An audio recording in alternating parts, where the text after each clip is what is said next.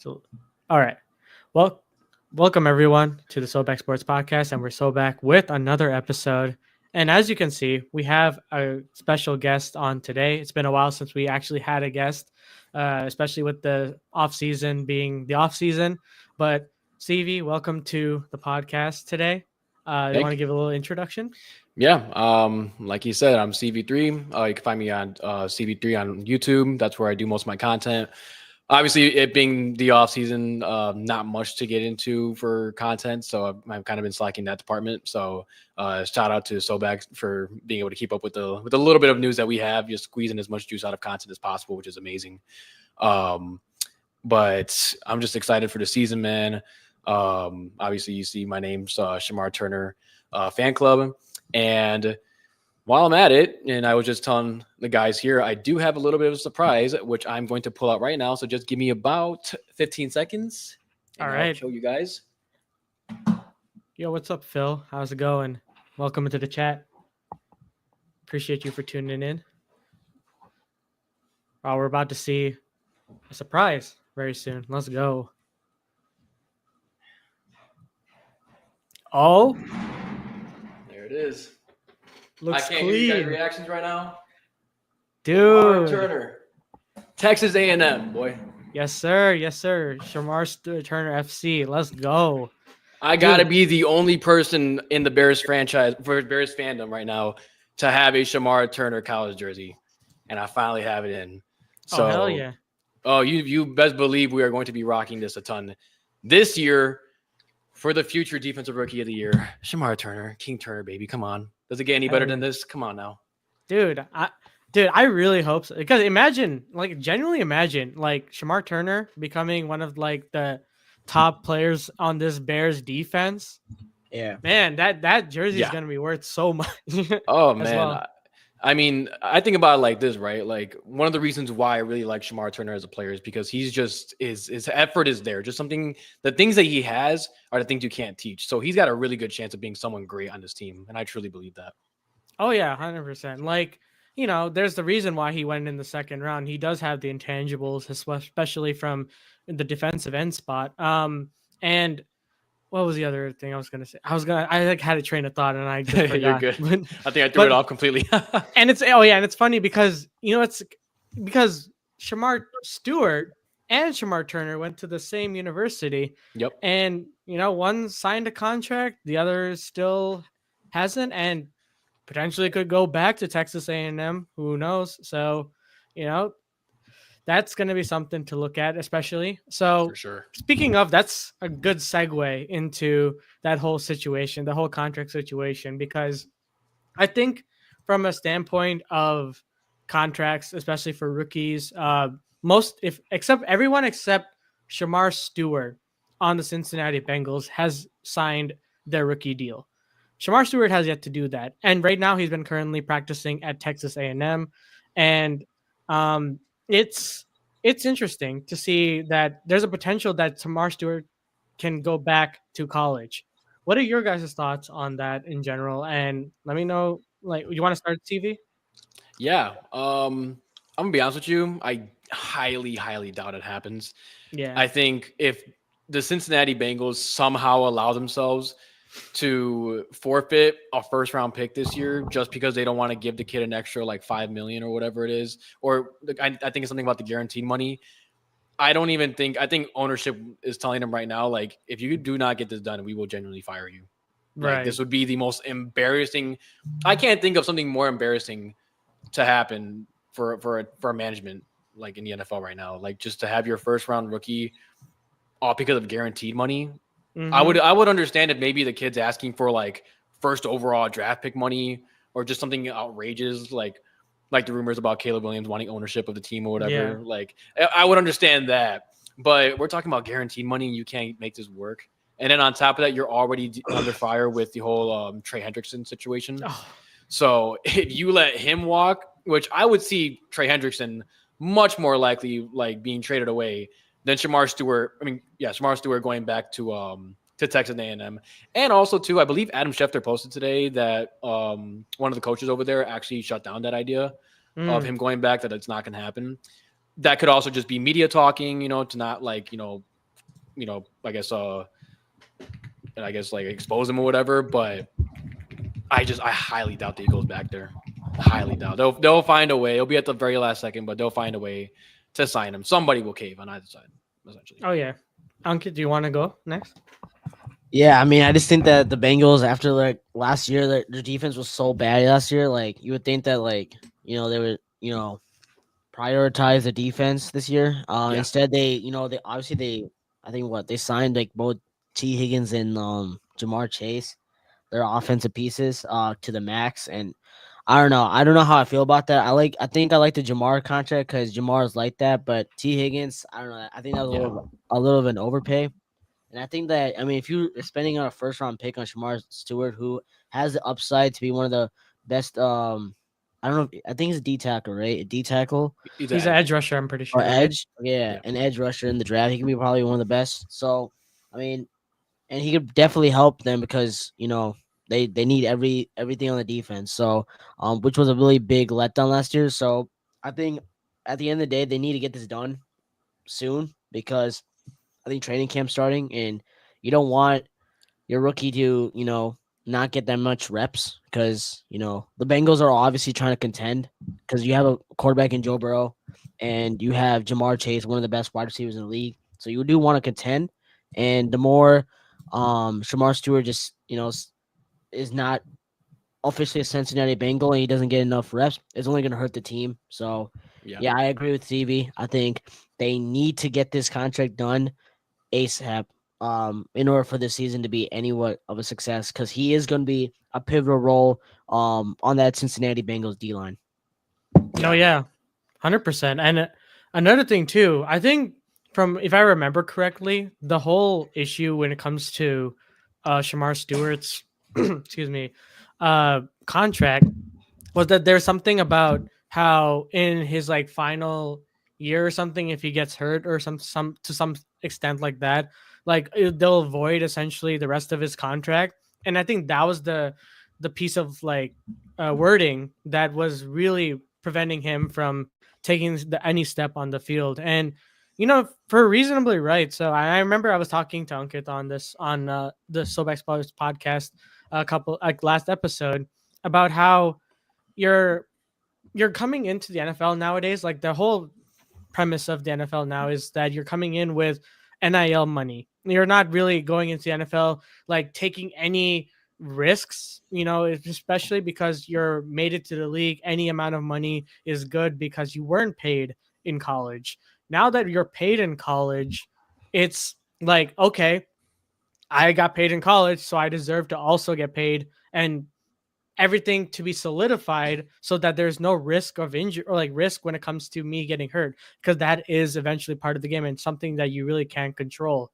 So from a perspective, I understand Shamar Stewart's perspective because it is very important, especially when it comes to getting as much money out of the league as possible, especially as a rookie.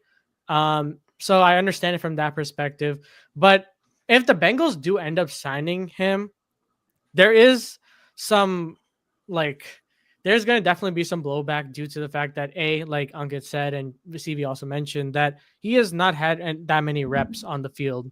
And that will definitely be noticeable when it comes to not only in training camp, when your rest of your team defensively has been, through the trying to build that chemistry, but also the what was it? The fact that he came into the league as a project. He wasn't necessarily seen as someone that's like, already super established. While he does have huge upside, he still has to kind of. So I completely agree with both of your guys' takes as well. And let's move away from the whole contract situation and move to another contract situation, which today, and the reason I had to change the thumbnails for this video, is that two of our rookies, our second round rookies, have signed their contracts out of three.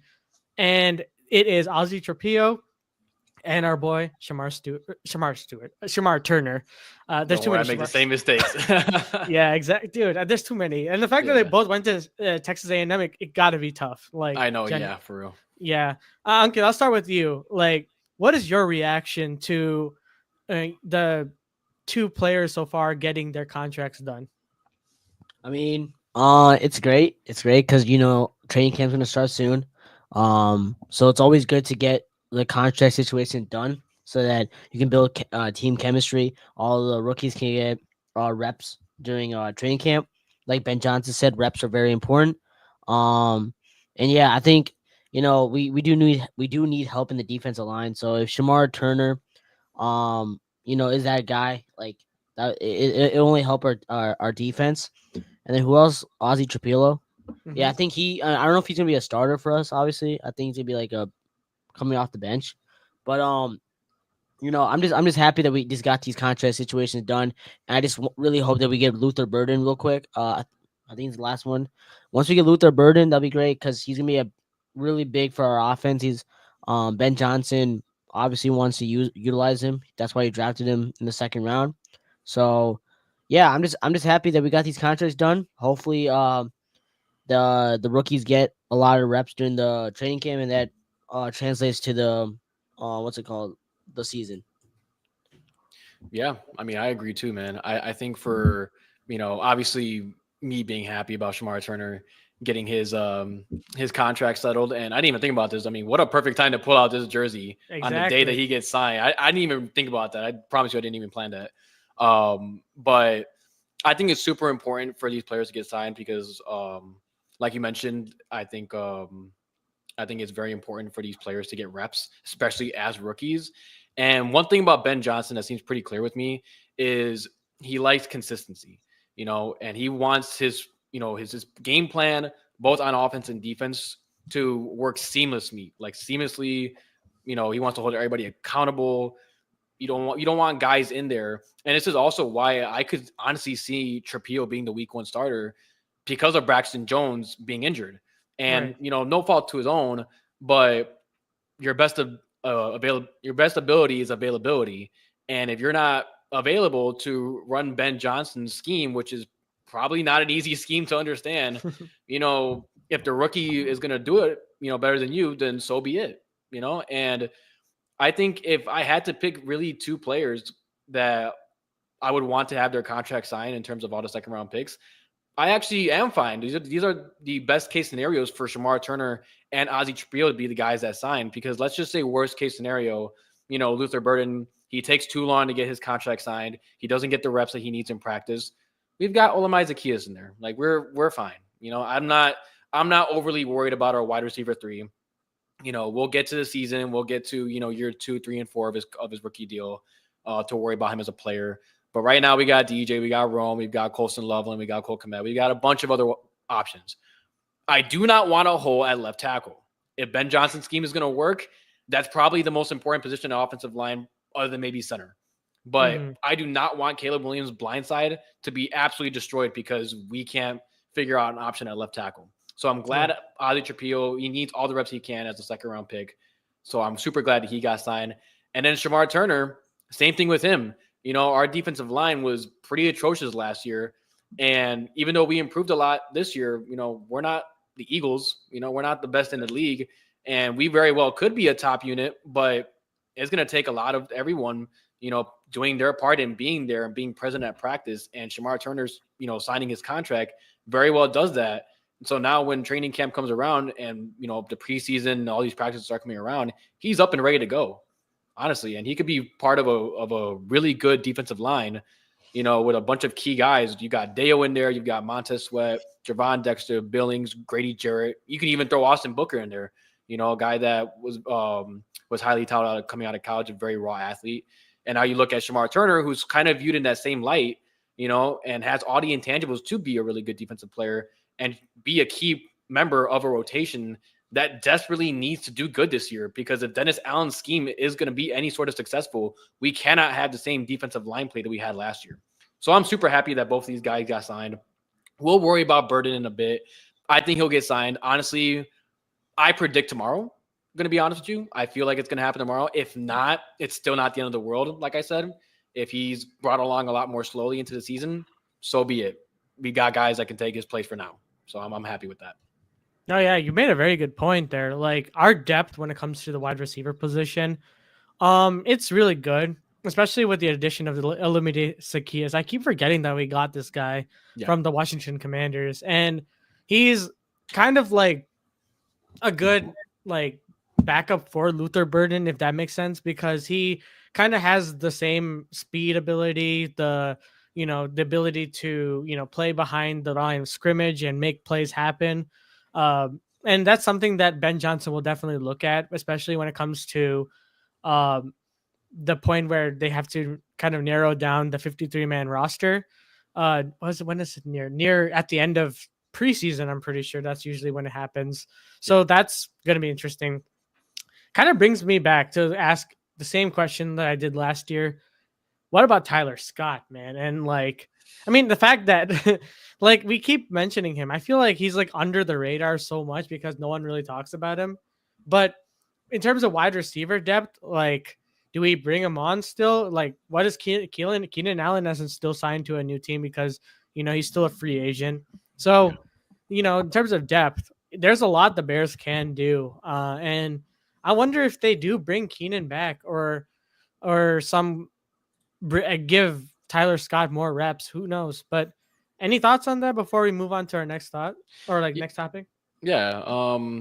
I think for Tyler Scott, it's going to entirely depend on him producing on special teams. At this point, this is where he's at. I think there's a lot of, there was a lot of upside with him, but coming in as a rookie, one of the big things that I've seen is he needs to work on his hands, man. He's not going to be a consistent receiver in this league. I just don't see it happening just because of the fact that he can't catch the ball consistently.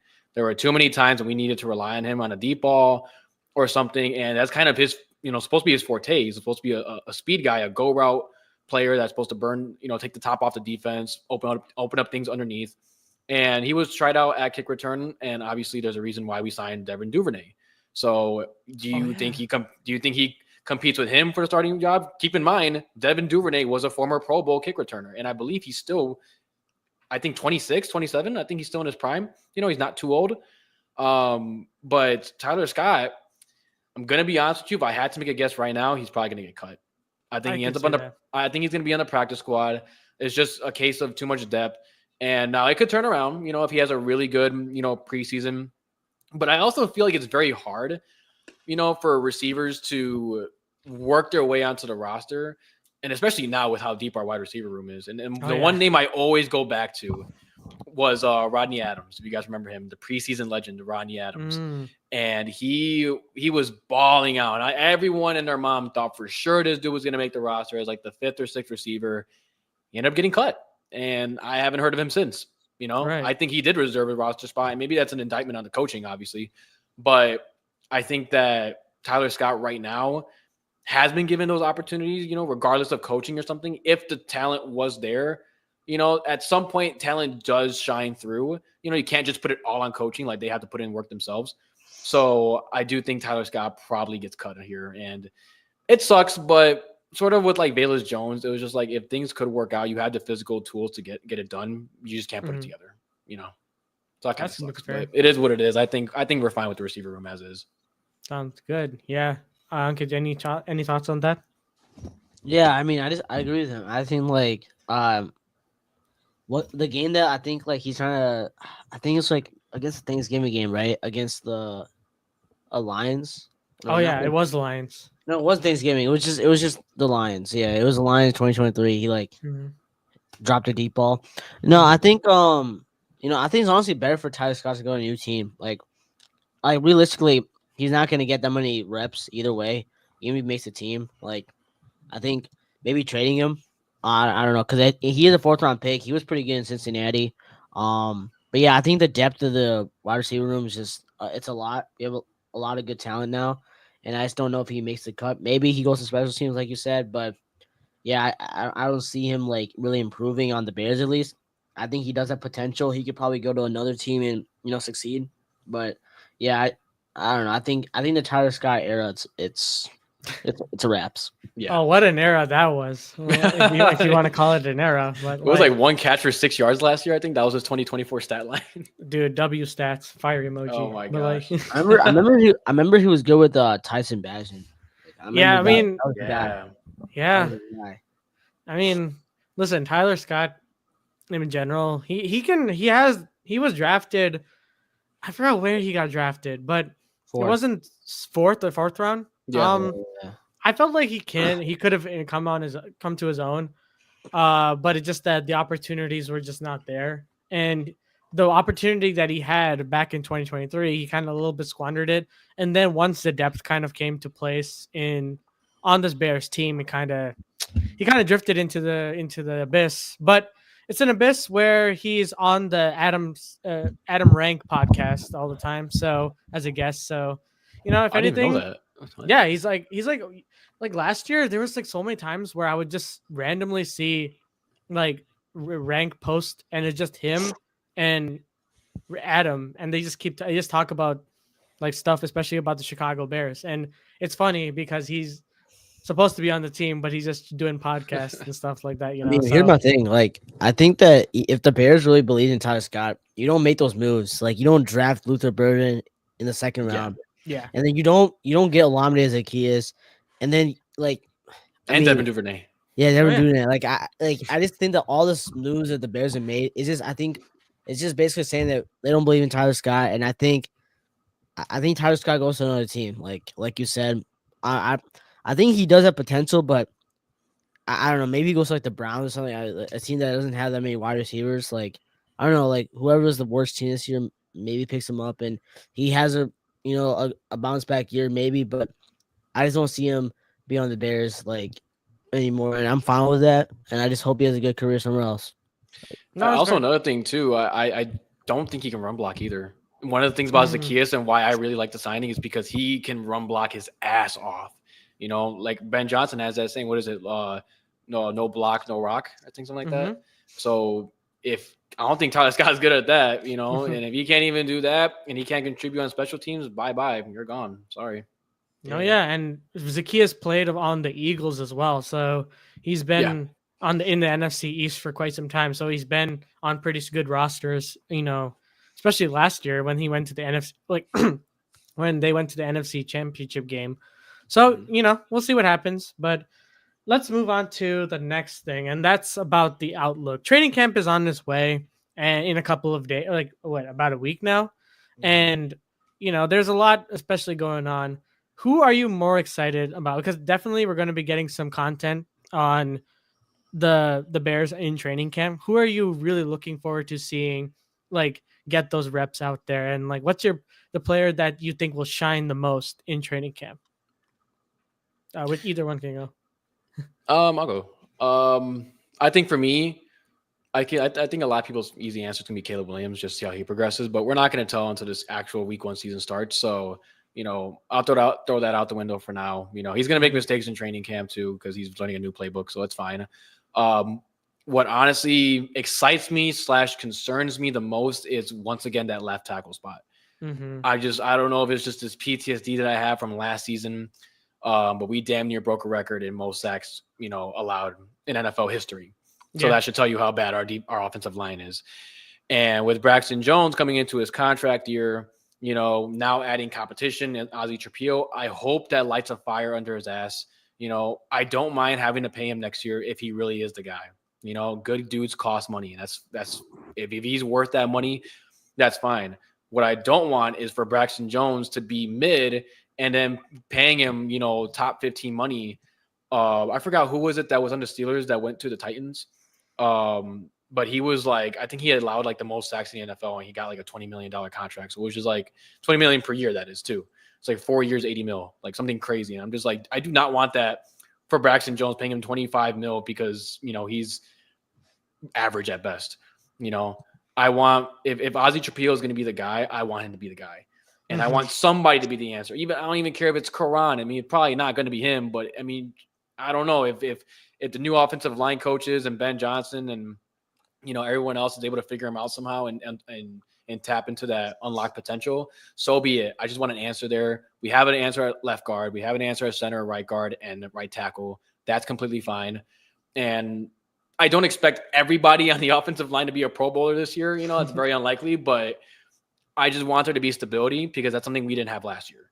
pretty much everyone in the offensive line rotated at some point or was hurt. Even Darnell Wright, I think he missed a game too. Braxton Jones injury, Tevin Jenkins always injured. Center was complete garbage.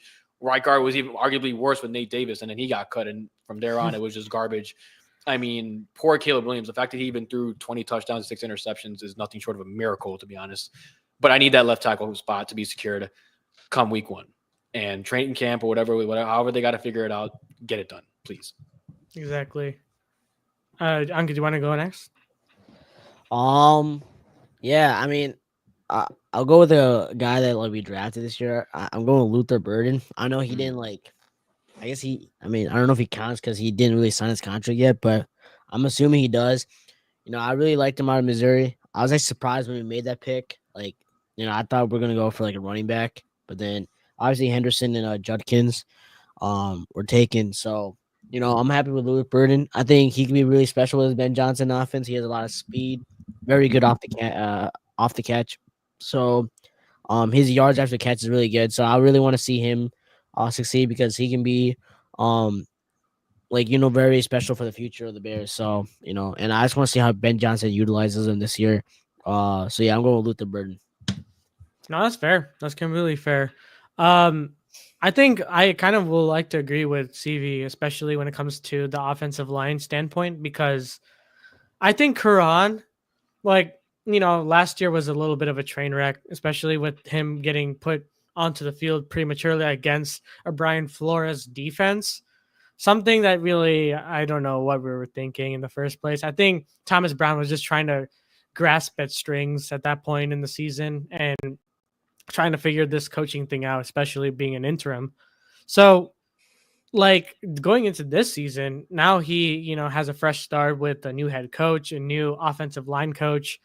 And I think, he could surprise us. I think that there's a chance he could surprise us with, he does have the intangibles. It's just that he's really raw prospect.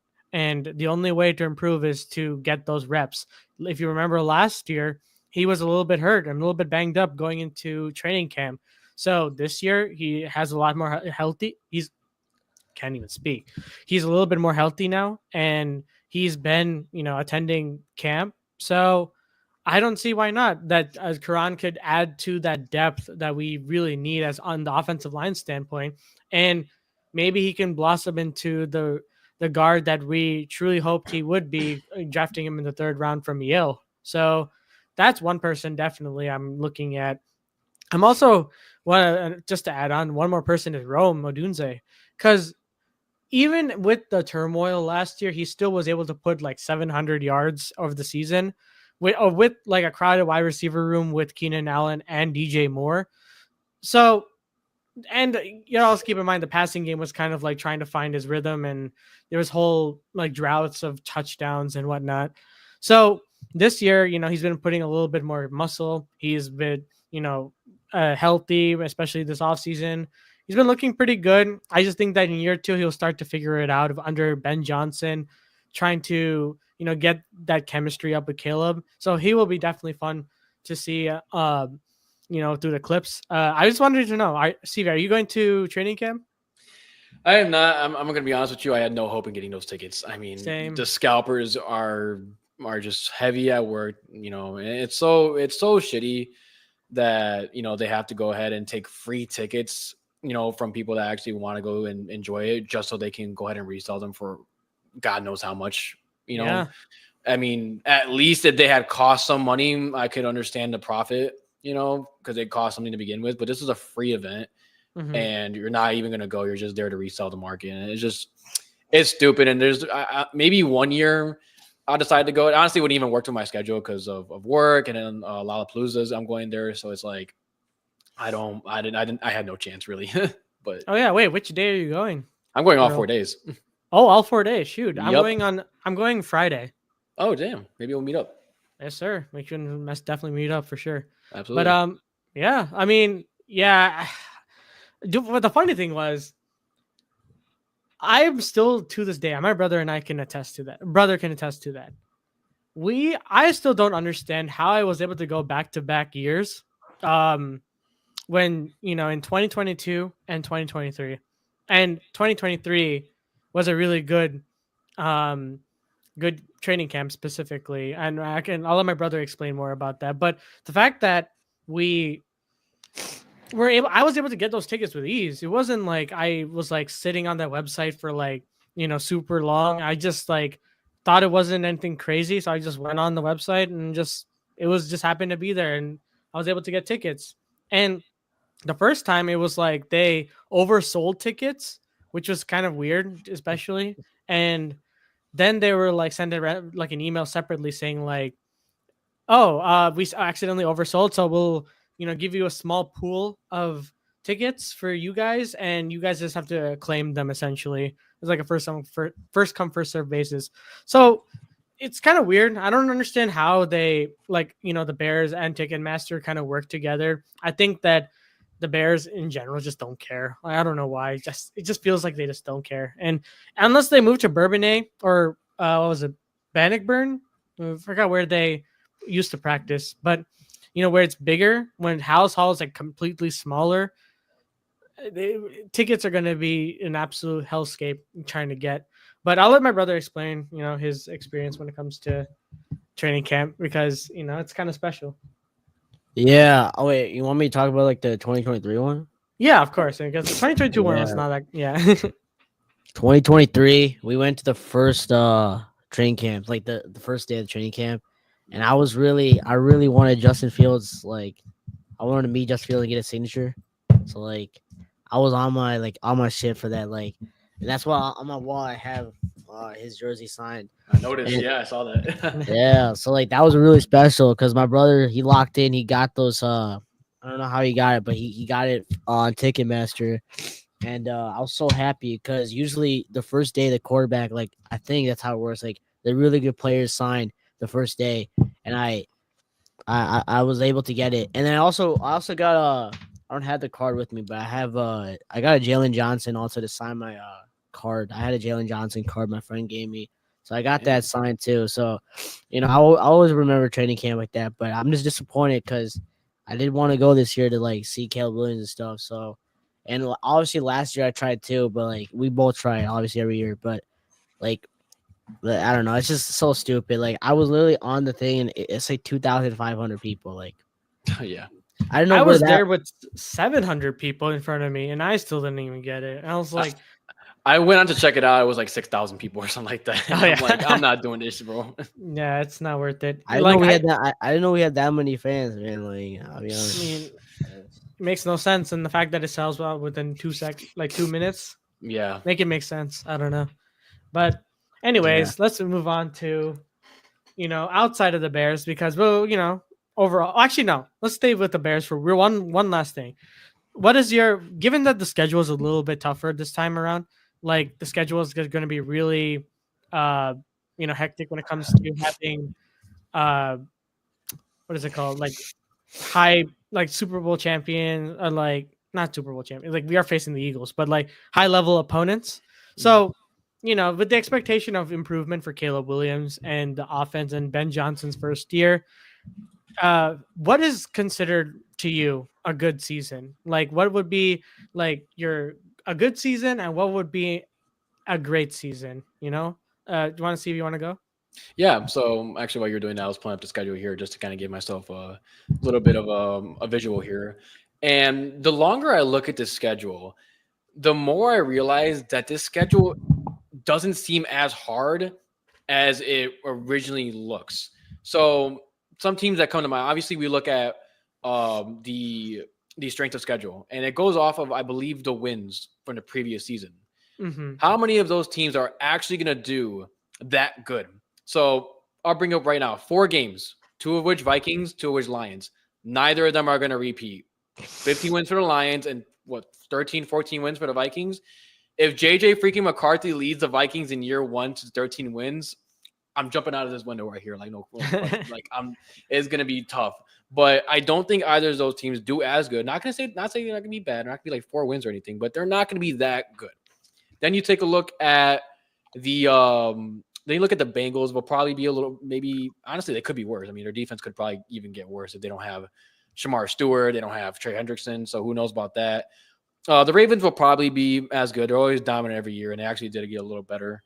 The Steelers are a wild card. I have no idea what they're gonna do. I mean, they have good players, but this is also would have been a really good squad back in like 2020, and Mm-hmm. it is not 2020, obviously.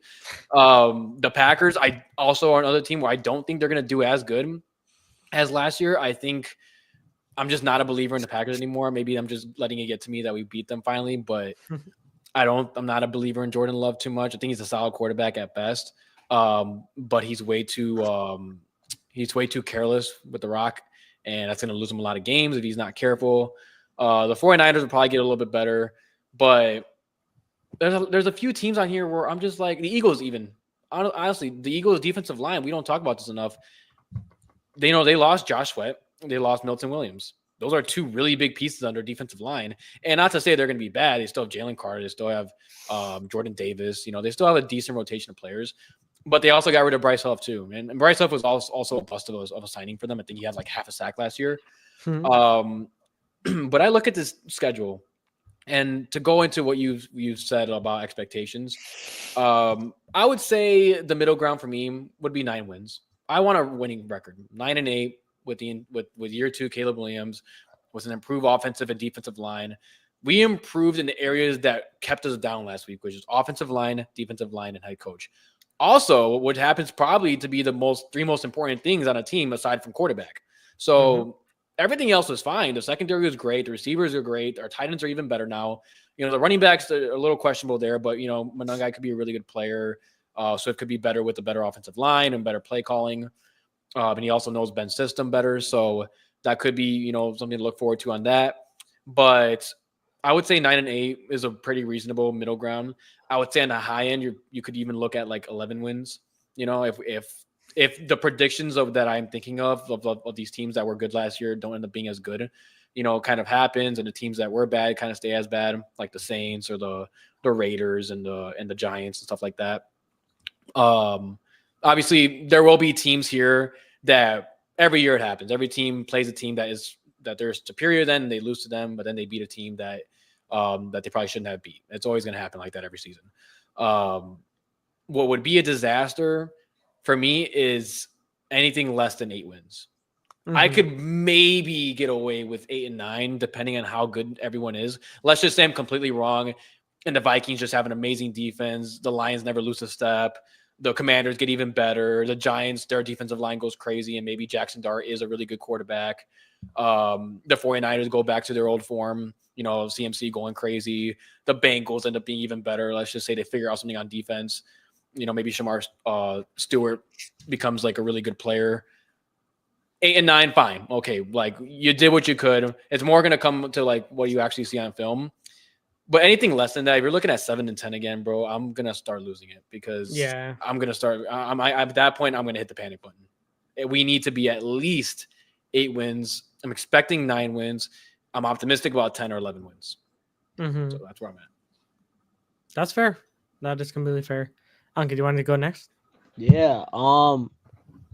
First, I want 4,000 yards from Caleb Williams. Like, I think, like, first, I want that. Like, honestly, like, that's the most important. I think it has to happen. Like, this is the year, About the wins, like, I think our schedule is decently hard, but I think I see a lot of winnable games, like you said. Another successful season, we need to beat the Commanders, man. We cannot, like, let them get the last laugh. Like, that was just lucky, like last year. Another thing is, I think Caleb Williams like has to be the best quarterback in the draft class. Like, so like I've been seeing a lot of people say like, oh, Jaden Daniels is better. Oh, like Drake May, even though that's terrible. I don't know why they think Drake May is better than.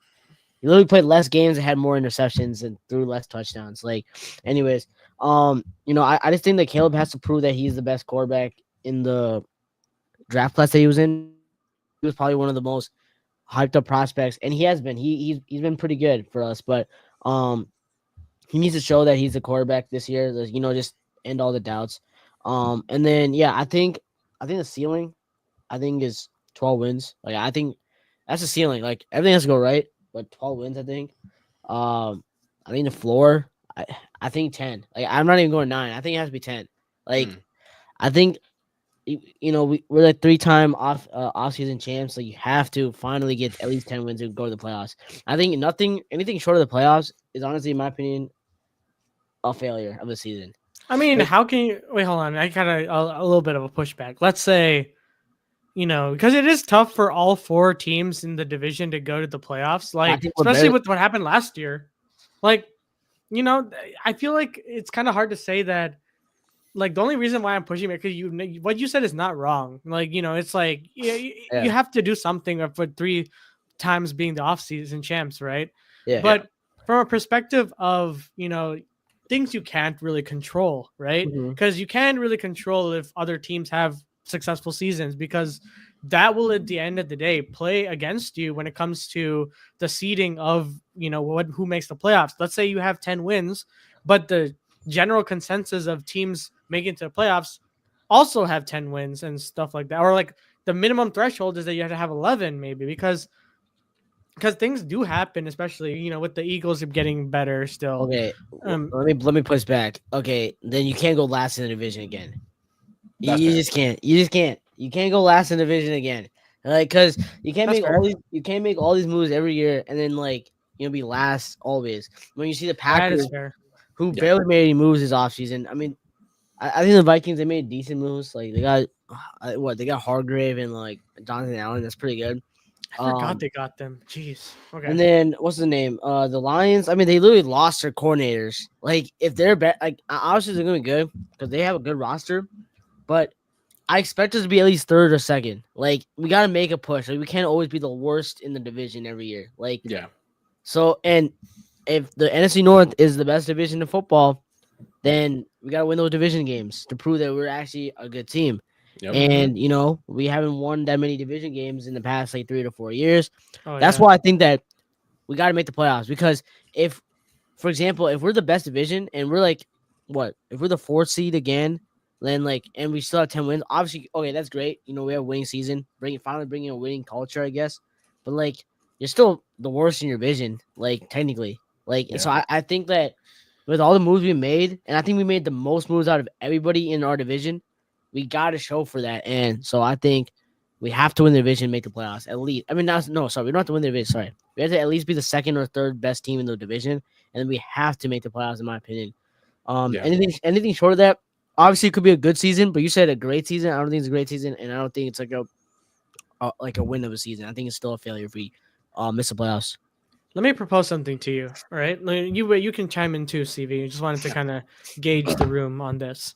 Let's say we go 9-8, or 9-8, right? We still have above 500 record, and we don't really win against like the Baltimore Ravens and stuff like that, like the teams that like the Eagles. Yeah. But we beat the Packers 2 times. We win we split either the Vikings or Lions, but we get swept by one of them. Do you count that as a successful season? All right. I'll go in real quick. So just to recap, let's just say the most likely scenario here, just based off roster and everything, and also the fact that we really should have swept the Packers last year if it wasn't for a tip field goal. We sweep the Packers. We split with the Vikings because I don't think their roster's as good as the Lions, and then we get swept by the Lions. We go 9-8 from there. At that point, the tiebreaker for me would have to be how does Caleb do? If just for some reason we are 9-8 and Caleb, because literally we had this situation last year with Joe Burrow, MVP level numbers, went 9-8, missed playoffs. So obviously because of defense. Now our defense should not be as bad as the Bengals. If that's the case, then Dennis Allen needs to go. But let's just say Caleb has a modest 4,100 yards, 26 touchdowns to 8 interceptions. He finally breaks that threshold. That's a pretty decent season. I would say that's a pretty considerable, leap from year one, especially breaking that 4K record.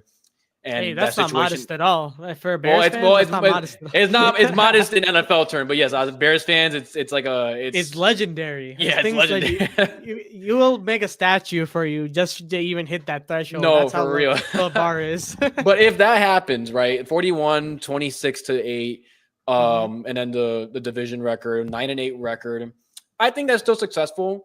Because I think about it like this, right? We're not competing for a Super Bowl this year as much as we want to, have that high hopes.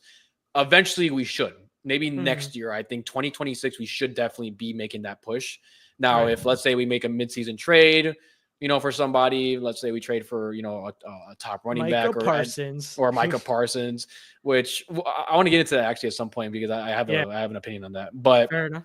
um, I still think that's a successful season, even if you don't make the playoffs. Because my big thing right now is two things need to work out for the Bears, and they've almost never worked out: head coach and quarterback. Right. Everything else is much easier to take care of if those two things are working out. The reason why the Bengals are always going to be set up for success is because their quarterback is pretty good. And as much as we want to dog on the front office, even their head coach is pretty good. We're not going to dog on the head coach for how the contract situations are working out. They've ever since they drafted Joe Burrow, or ever since really they drafted Jamar Chase, they've been a winning culture. They've beaten Mahomes twice in the playoffs. They've gone to the Super Bowl. We're pretty close to winning it if it wasn't for Matthew Stafford just being a god. They just done a lot, and they've had they're in the AFC too, mind you. It's a very tough conference to be in, and we haven't had that. We haven't had that success with our head coach and quarterback being on the same page. And the closest we got to that, really, in my opinion, in the past however long, was 2018. And even Trubisky wasn't even really like that good in terms of like, what Caleb Williams could be. And yet ended up with a 12-4 record. Now, obviously our defense was great, but you see what happens when you have a good play caller and at minimum solid quarterback play. Now take a guy that could be a top 5 quarterback in his league, mix that with a guy who could be a top 3 head coach in his league, a Sean McVay level head coach, and the sky's the limit.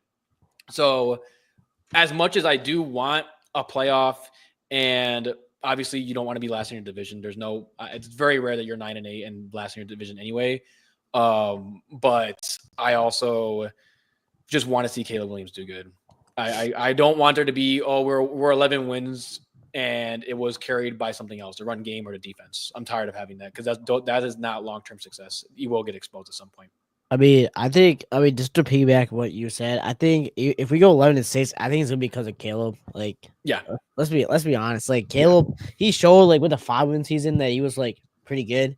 So like, and he could have won more games too if it weren't for literally, like outside influence. yeah. I mean, Yeah.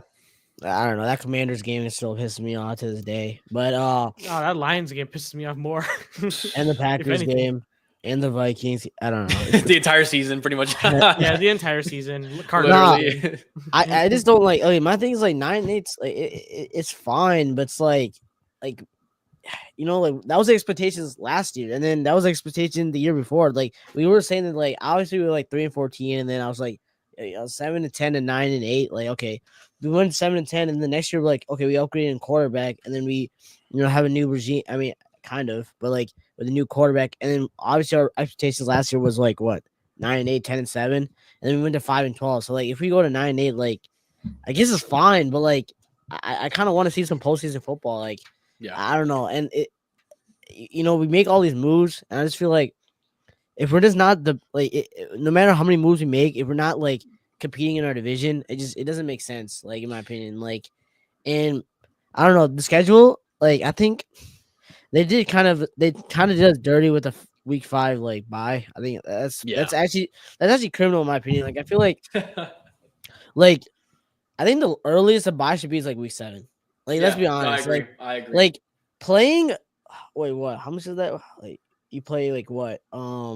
13 games in a row. I think like 13 games in a row without a break. It's just so stupid because like you only play 4 and then like you have a bye. Yeah. And you have a mini bye if you play on Monday Night Football or.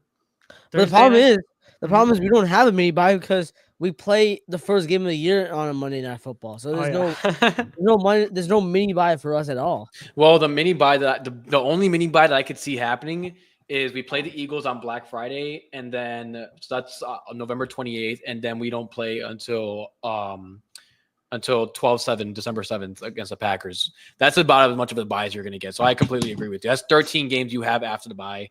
There should not be a week 5 bye. It's crazy.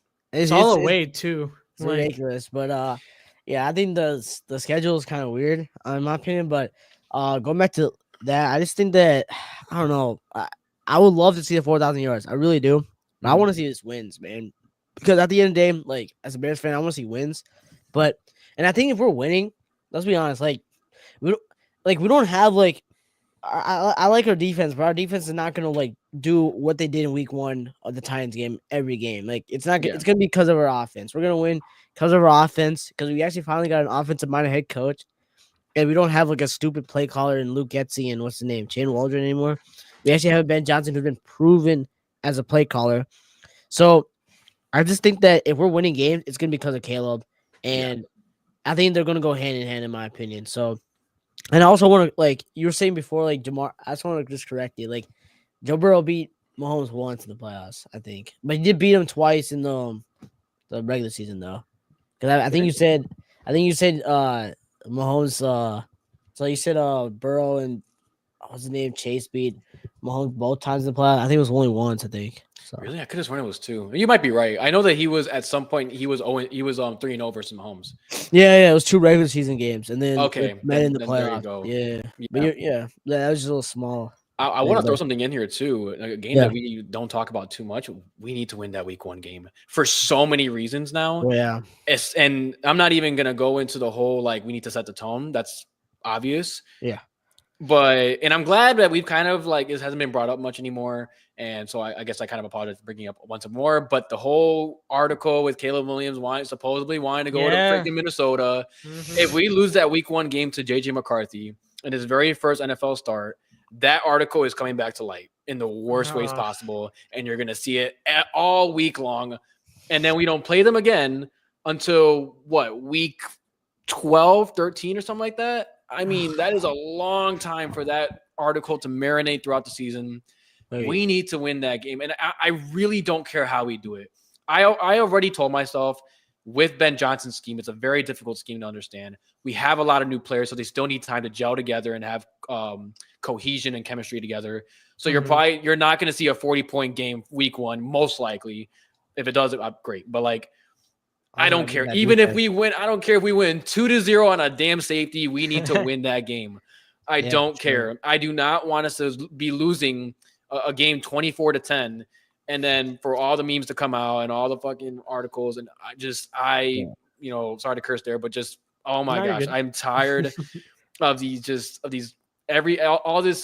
media food that they get to eat and then just regurgitate that right back at us. We need to win this game, shut everyone the hell up, set the tone, obviously, for the rest of the season, especially against a division opponent.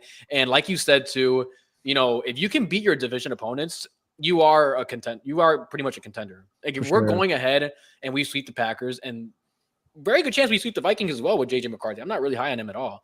The Lions, maybe let's just say best case scenario, we split. I mean, think about it like this, right? The Packers last year went 11-6, I believe, and they were very close to being 0-6 in their division. And it showed in the first playoff game that they got. Honestly, I feel like the Eagles weren't even really trying, to be honest. If they really want to do what they did against Mahomes, they could have. And Jordan Love looked lost out there. 3 interceptions, no touchdowns. For sure. I think like what he had like 100 yards at half or something even like some crazy stat line at halftime. It was very much expected for that to happen. So yeah, that's why I believe they were frauds heading into the playoffs, because they couldn't beat the top level guys. I was starting to get scared of them when they beat the Texans, but then we saw their offensive line wasn't that good. They've fired their play caller midway through the season. So I think if you are competing in your division, you're competing with everybody else.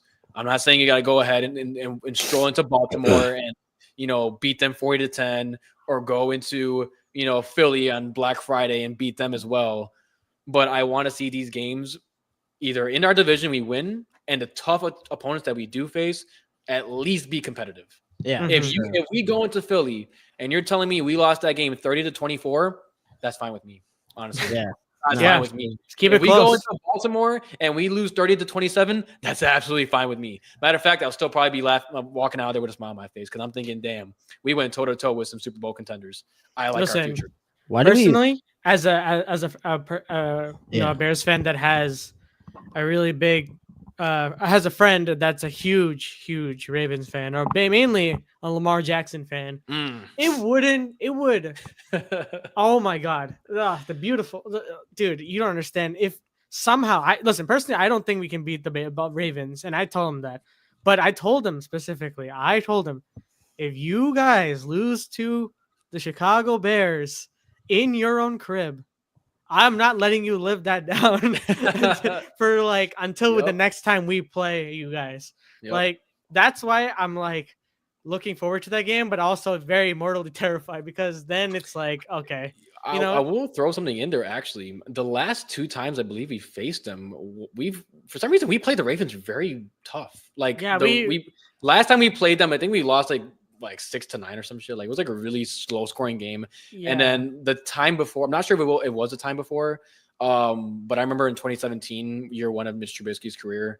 If you guys remember that Jordan Howard 60-yard run that set us up in field goal in position, and we went ahead and won in overtime versus Joe Flacco. And oh my God, Ravens teams are always like really good. You're always pretty solid defenses, pretty solid rosters in general.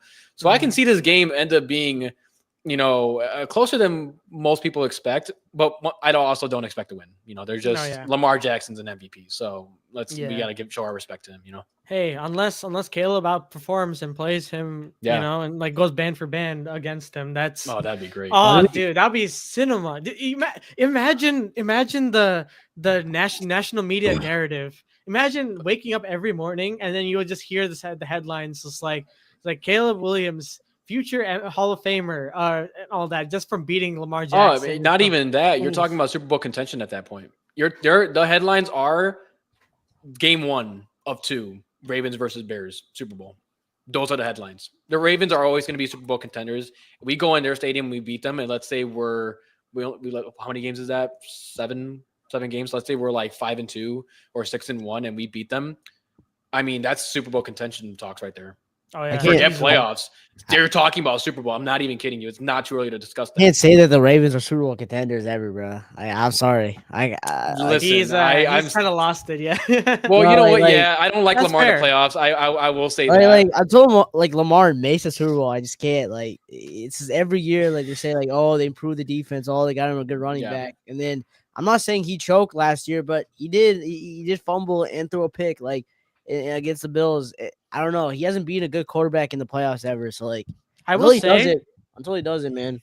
I will say though, like I mentioned in the last episode of the pod, and we were both kind of going back and forth on this. Yeah. I still think that. Listen, I agree. Lamar didn't have a good game, and it's kind of like the consistent like theme we're kind of seeing with Lamar, of him making crucial mistakes in the playoffs, especially against teams like the Chiefs or teams like, especially the Buffalo Bills.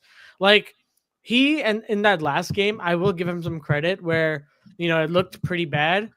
He did come back and kind of will this team back into coming back and making an effort to win that game. It's just that I still think that if it weren't for Mark Andrews fumbling it multiple times and kind of like throwing that game, like I think that they could have won that game potentially. But that's just this is Mr. If man, like I agree. That's just it's just like, I mean, that's just for me. It's like I know it's like kind of off topic, but like I'm just tired of hearing the Ravens in Super Bowl like they're gonna go to the Super Bowl. Like Lamar literally had like an interview where he's like, once I win the Super Bowl, like I'm changing my number to number 1. Like dude, I bet you, bro, he's gonna be number 8 for the rest of his career. Like he's not winning a Super Bowl. I think. I mean, I agree. I just think that with how good he plays, I think you just kind of have to.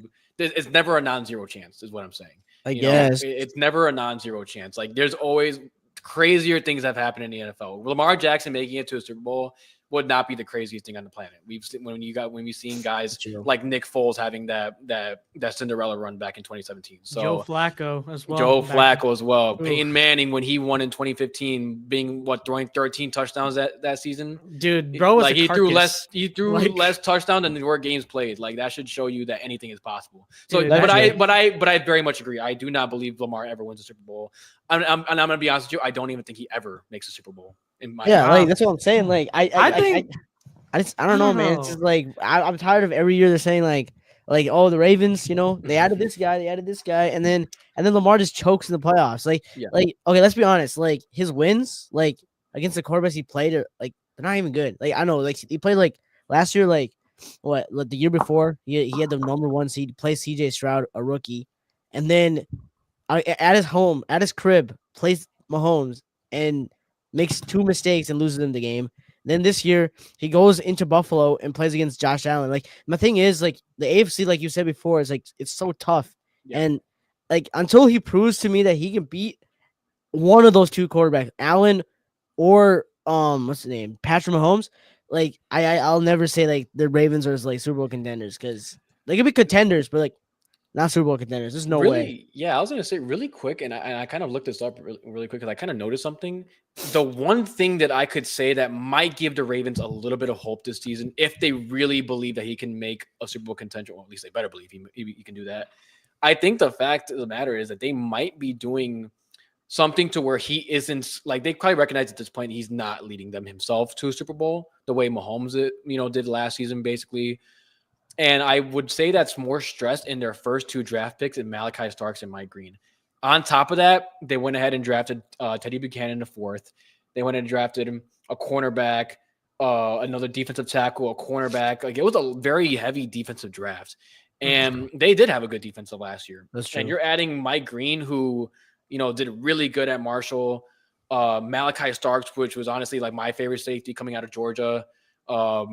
That defense has a chance to, and adding, if healthy, Jair Alexander. and Jair Alexander, dude. I mean, they were already a pretty deep defensive like a DB room, and Harbaugh is just really good at defense in general. That's true. And you might have a situation where Lamar is talent, like on paper, he is good enough to win a ring. Matter of fact, he's good enough to win multiple on paper. He just can never get it done. It's like Dak Prescott, like amazing off a regular season quarterback, and as soon as the playoffs comes, he turns into a bottom five quarterback or some shit. I don't know what it is. So maybe he just needs that extra push from the defense, and it's gonna be like whatever. Of course, he himself didn't lead him, so now you can't put him in the same tier as like a Mahomes guy or whatever. But at this point, they don't care whether they win a ring off the back of their defense, off Lamar. They just want to win. Wait, Yeah. my thing is like he had the number one scoring defense in 2023, and he still like choked. Like that's one thing. Like I mean, I don't know. Like maybe he proves me wrong this year, man. He goes to win the Super Bowl, but in my opinion, like until he does it, like he at least I'm not even saying to win the Super Bowl until he like outperforms. No, until he outperforms the two juggernauts in the AFC, which is Mahomes and Allen. I just can't. I just can't like I can't say that he's like going to lead them to a Super Bowl ever. Because even if they add like prime Tyree, I don't know. Like even if they add like someone who's like really crazy in the wide receiver, like what like I don't know, like Jamar Chase, Justin Jefferson. I'm not gonna say he's gonna win because until obviously he does have a good team with Zay Flowers. They added Derrick Henry, who had an amazing season last year, and they still didn't win. So and Mark Andrews, I know he fumbled and stuff, but he's still like a top 5 tight end in the league. Like maybe I don't know. He did drop a lot of passes, but he was still pretty good this year. And so like I don't know. And he has a decent head coach. And Todd Monken was a good coordinator. So who was a coaching candidate for a lot of teams. So until he does it, I don't know. I can't say like they're Super Bowl contenders. Going to be a good team for sure. I think though. I think I will say that being a contender versus believing if they actually would win, in my opinion, at least the way I describe it, or at least I think about it, are two different things. I think when I describe a contender, I describe a team on paper that if they're able to play, they have been playing all season, they should go ahead and beat the opponents in the playoffs. Now, obviously, it's a lot easier said than done in the AFC, especially because you're facing Mahomes, you're facing Josh Allen, you're most likely going to face Joe Burrow if that defense isn't as bad as last year, which it very well could be, to be honest. But there's a lot of talent there. You even got CJ Stroud, who already has 2 playoff wins. Justin Herbert's another one of those guys where it's just like really good regular season, but nothing in the playoffs. But that's how I describe contenders, and regardless of what anyone thinks about, me and you think about Lamar, kind of going back on the conversation that started this, if we do beat the Ravens, I promise you those are the headlines. Everyone is going to say this is a potential Super Bowl matchup. But honestly, if we're beating the Ravens, I'm going to tell you right now, I think we have a better chance of making a Super Bowl than they do because we already know how Lamar is in the playoffs. Yeah. Caleb Williams, we see how he is in crunch time. And Flus is a terrorist for freaking blowing all those opportunities for him because he proved that he can do it in crunch time. And when the lights are on and he has to go ahead and do it, he can do it. He's clutch. I'll say that. Yeah. Caleb is really clutch. So, I mean, Yeah. I'm really excited. I mean, Ben Johnson, I hope. I mean, probably will not like cost us the Bears game. So I don't think he will. Yeah. I'm very much a Ben Johnson believer. Yes, sir. Yeah, sir. Before we end the podcast today, I just wanted to kind of go over some news that happening around the league. We had a lot of great discussions that it went over an hour. Yeah. So we're just going to do a little bit of a quick fire, reactions to these contracts. So for starters, Garrett Wilson got his contract done with the Kansas City Chiefs. If I can get... You mean Jets? I'm confusing Trey Smith. You're right. Garrett Wilson for the New what'd York you say? Jets. I said Kansas City Chiefs for some reason. Oh, I was like, okay. I'll say this: they got Wilson. Oh my God, it's over. Well, I was gonna be like, man, another deal with the Devils from Mahomes, bro. Oh God, another one. But and okay, so he signed a 4-year, $130 million extension contract with I forgot how much it was guaranteed. It was like I think $90 million guaranteed. Pretty good contract. Specifically, if you're paying them really early. What are your guys' thoughts? Well, let's go quick. I like I said yesterday, I think he's I don't know. I'm like really high on Garrett Wilson, but he's a top 4 wide receiver in my opinion, top 5. Ooh. I have him really high. I really like him a lot, but obviously top 10 is consensus. So I think paying him early is smarter because you see a lot of teams like the Cowboys who take a while to pay their guys, or like the Bengals, and then they end up paying them, and then it's like so much money. So might as well get it done now. I like the pairing him up with Justin Fields a lot. I think they're both very young. They have a lot of potential. So I like it a lot. I give it an A. Yeah, I agree. Not the top 4 receiver, that's a little over the top. But I will say he does have that potential this season. And I do really like the extension because you're not paying him Jamar Chase money. You're paying him kind of exactly how he should be. Mm-hmm. And if I look at, who Justin Fields is as a quarterback, say what you want about him. He loves his wide receiver ones, and I believe that Garrett Wilson and DJ Moore, in terms of production, are on the same level. And you could very well see Garrett Wilson's best season with Justin Fields. There's really no one else they're going to go to.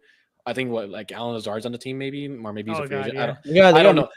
Mason Taylor, the tight end. Mason Taylor, yes, but he's also second round tight end versus a very talented wide receiver one in this league.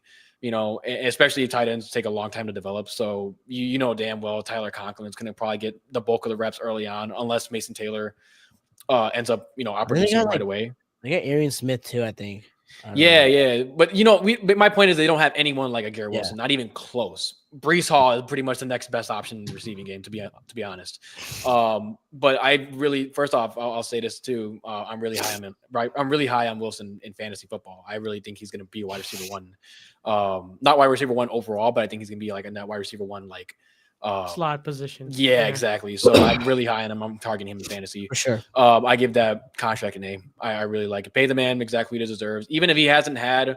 Even though he hasn't hit his ceiling in terms of production, a lot of it's been with Zach Wilson and a washed Aaron Rodgers. So I'm not gonna judge him based off that. The talent is just off the boards, and he played with them in college too, so they got that connection there. So yes, sir, the All-State connections. Yes, sir. Yes, sir. Going to another Jet that got a good contract, kind of like in a couple hours later. So the Sauce Gardner got $120 million extension done. Holding merchant. Wait, I forgot how many years it is. 4 years. 4 years? Okay. So thoughts on that? CV, how about you go first this time? Really quick. But do you have the number on that, on the Sauce Gardner? Sauce Gardner contract. 4-year, $120.4 million extension with $60 million in guaranteed money. Yeah. So 4-year, 120, highest paid corner in the league. I don't think he should have been highest, but it was going to happen. I mean, there was just no question about it. He's still a very good corner. I don't think he's just falling off a cliff. I'm not the biggest Sauce Gardner fan after his rookie season. I think he was really good with Robert Saleh, and I think he knew best how to use him. Once he left, he's just kind of been sort of exposed.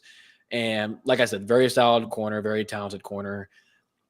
In my opinion, I think Jalen Johnson's better. I think Pat Surtain's better, And also, really quick, just not to really make it about the Bears too much, but that contract from Ryan Poles with Jalen Johnson is looking like a gem right now. I think he's like the 13th highest paid right now, with being arguably the second or third best corner in the league. In my opinion, second.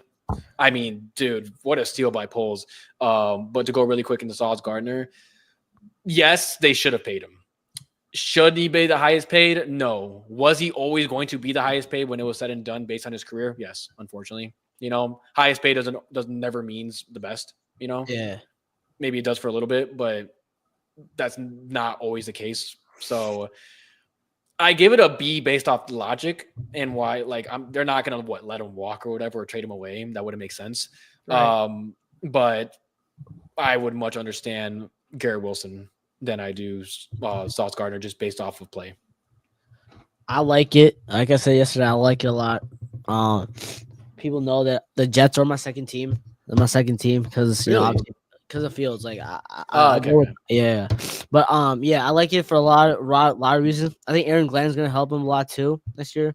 Mm-hmm. I think what Aaron Glenn did last year with the Lions defense, obviously the NFC division round was horrible, but he also didn't have his starting defense.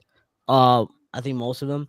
So I think that defense is still gonna be fine, and I think Sauce Gardner, in my opinion, is a top 5 corner in the league. Sometimes obviously, like you said, the market's the market. Getting these contracts done earlier, because later on, it will be better because they're gonna be players that Sauce is better than, and that's getting a lot more money than he is. So, I think the market's right now cooked right now, but getting it done now, it's in my opinion better for the Jets long term. So getting it done is better for them. Oh yeah, 100%. What grade? Now moving. Sorry, I'll give it an A-. I do think it's a little bit an overpay, but I still think he's good enough where you can kind of justify that money. But I don't know, it's not better than the Garrett Wilson contract, but yeah. I do like it. Fair enough. Moving on to Trey Smith, and we'll have one more after that. Trey Smith getting a 4-year, $94 million contract with the Kansas City Chiefs, including $17 million signing bonus and $70 million guaranteed, making him the highest guard to the highest guaranteed paid guard in the NFL or all time too. So what are your thoughts on that? Especially since the Bears were also in the running for Trey Smith at one point. Thoughts on that? Yeah, I mean, I can go quick. Trey Smith, I think obviously we wanted him on the Bears, but if you saw that Super Bowl, the Chiefs O-line was not good. In that Super Bowl, it got exposed. So, and what we all know as being Bears fans is, offensive line is pretty hard to get. It is it's pretty hard, and once you have a good offensive lineman, you kind of want to keep them. So, was this an overpay? Yeah, but I feel it's just better for just the scheme for Andy Reid and Mahomes. He needs time in the pocket to throw the ball because he plays Mahomes. He's a good pocket passer, but he's also he plays off schedule a lot. So you do want a good interior offensive lineman. He's a right guard, right? I think. Yeah, he's a right guard. So you do want that. It's pretty important. And we saw in the Super Bowl where the Eagles didn't blitz once and they still got to Mahomes and made Mahomes make uncharacteristic mistakes in the Super Bowl, which was really bad. But so yeah, I think I would give it a B-. I don't love the money, but it kind of is the right move because they do need to keep their offensive linemen. And I don't know. I don't think he made a Pro Bowl. I think David said that yesterday he didn't make a Pro Bowl, but he's still pretty good though. I mean, we wanted him to, so I'll give it a B-. Yeah, and I think when it comes to Super Bowl too, I think it was just a combination of a bunch of bad things that had to happen for the Chiefs to lose that bad. They were always going to lose that game just because they had gotten lucky all season. I don't think they're 40-0 at one point, bad, worse than them. I think Trey Smith, same thing with him. And Joe Tooney himself had a bad game as well. He was also playing left tackle, which is a position he's not natural at. But when it comes to Trey Smith, you look at what you did in the Super Bowl. And you look at how you got rid of Joe Tooney for a 6th-round pick, which, in my opinion, I still don't think they should have done that.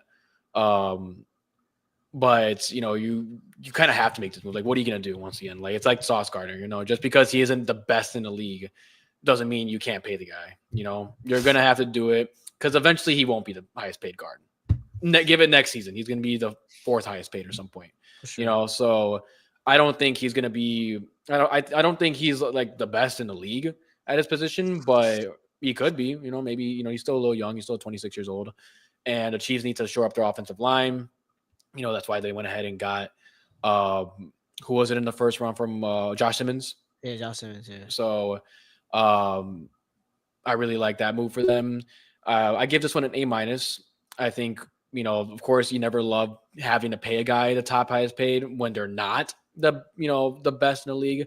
But you kind of have your hands tied where it's just like, what were you gonna do? What else were you gonna do? And the money's nothing like absolutely crazy. It wasn't like when they paid Jamar Chase like $40 million and they waited all that time. And the Bengals is just being stupid. I think they paid him at they did what they could and they paid him, and a lot of money now. But in year 2 and 3 of his deal, it's going to look a lot better. So I give it an A-. Fair enough. And the final one, Steelers making a move in what they should be doing, and that is paying TJ Watt. They finally got a deal done for 3-year, $123 million deal with about $108 million guaranteed. For me, it seems like a no-brainer, especially from the Steelers' perspective, because he is literally their best player.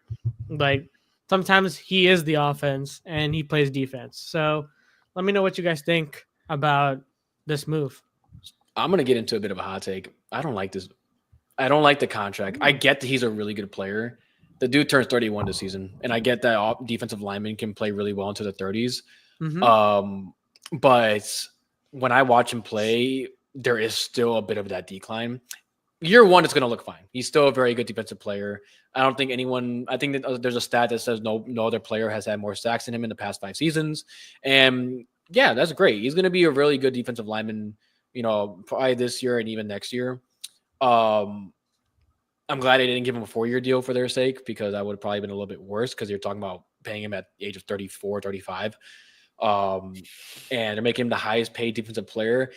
In my opinion, unless it's a quarterback, I don't think you should be making any player outside of quarterback the highest paid at their position over the age of 30.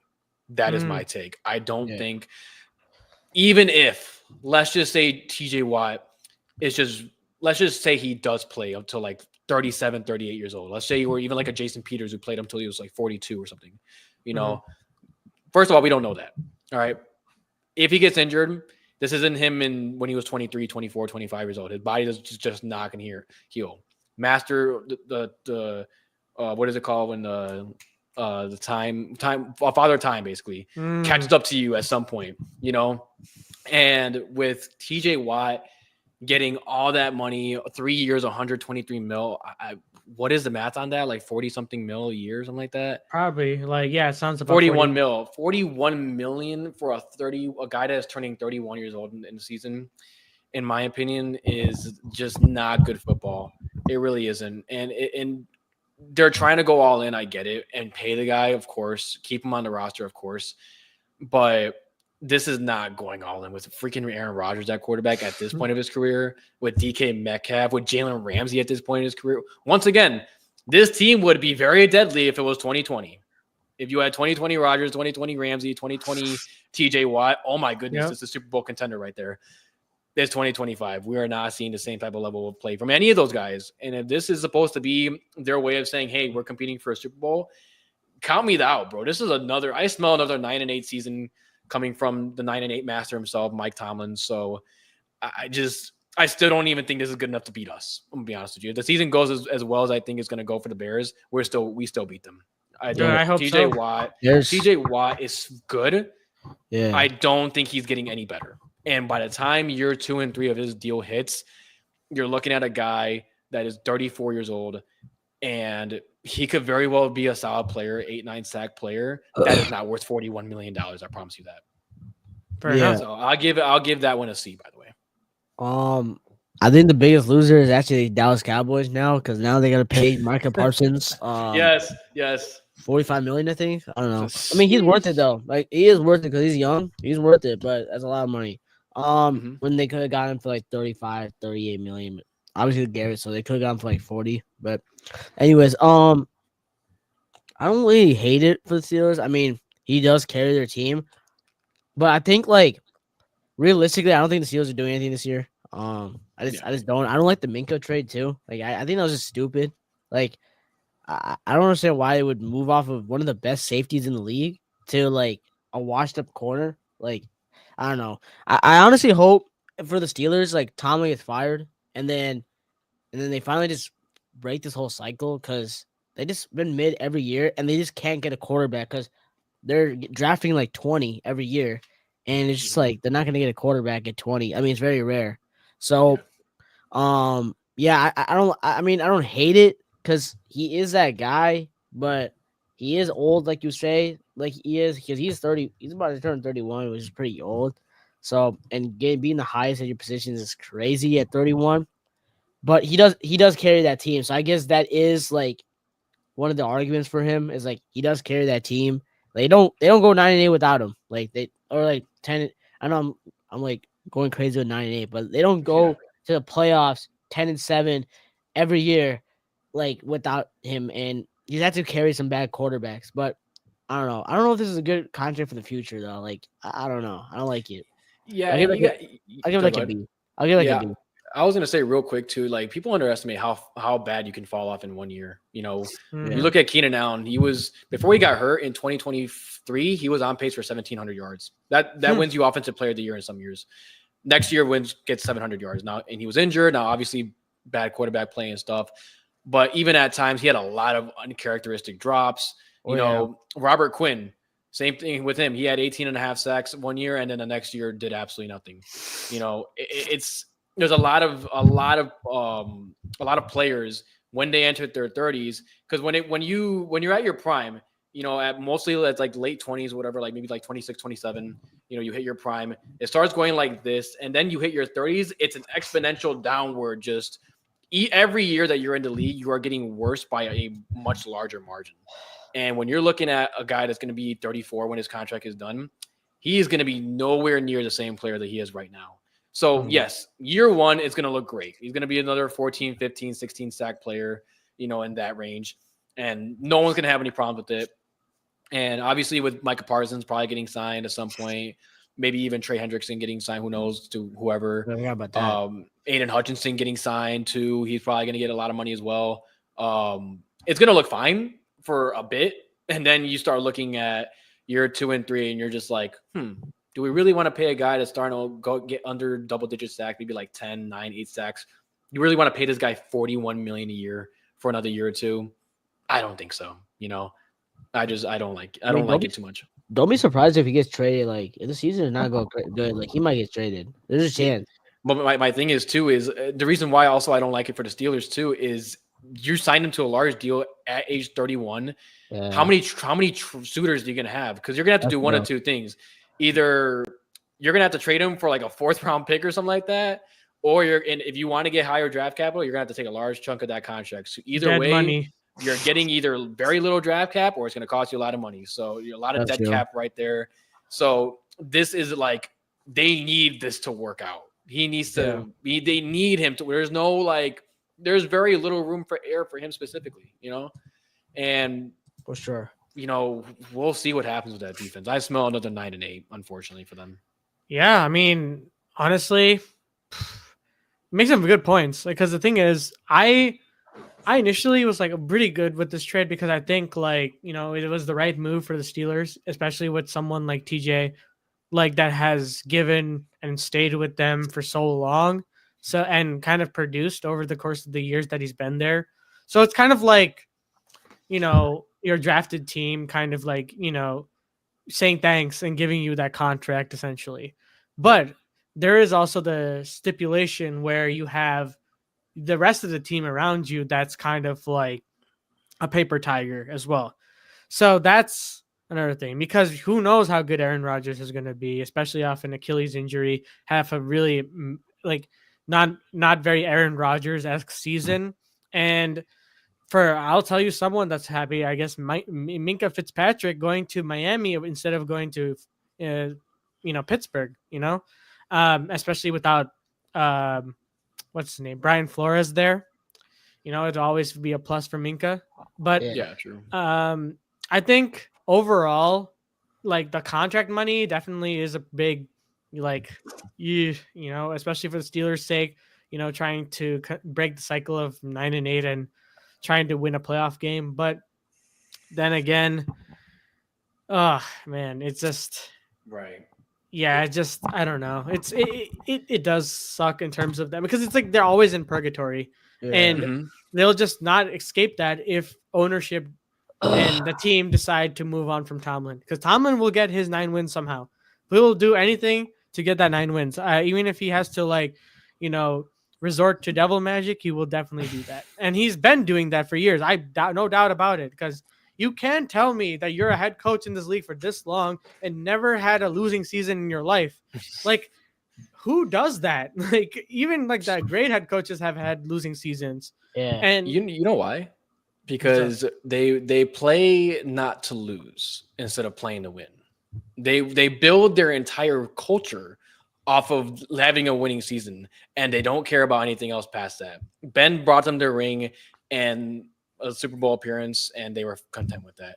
And ever since then, it's just Motor City, Steel Curtain, keep the culture of a winning season.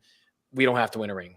And now they're starting to lose a fan base because of it. But it's been long overdue for this to change. Especially with what was it, the Steelers?